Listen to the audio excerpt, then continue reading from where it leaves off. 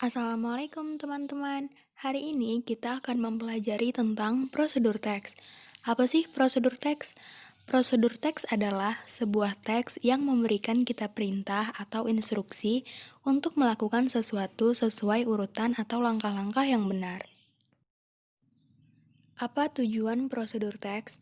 Tujuan dari prosedur teks adalah untuk memberitahu pembaca bagaimana melakukan atau membuat sesuatu melalui urutan tindakan atau langkah-langkah. Jenis-jenis prosedur teks. Yang pertama, prosedur teks yang menginstruksikan bagaimana melakukan aktivitas tertentu, misalnya how to make a noodle. Yang kedua, prosedur teks yang menjelaskan bagaimana sesuatu bekerja atau bagaimana menggunakan instruksi atau operasi manual, misalnya how to use computer.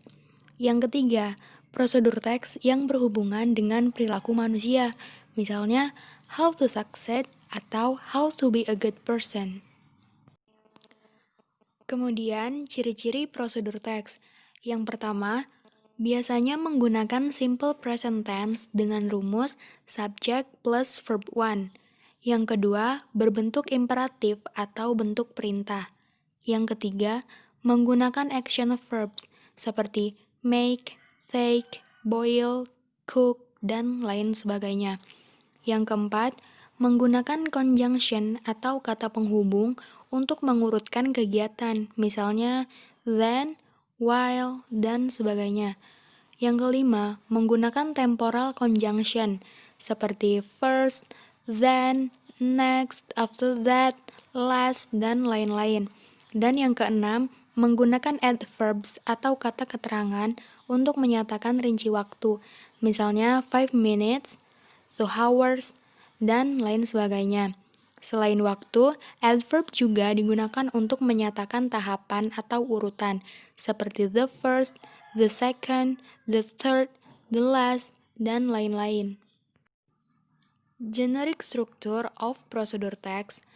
Yang pertama ada goals atau aim, yaitu memberikan informasi tentang maksud dan tujuan prosedur dan memprediksi suatu kesimpulan.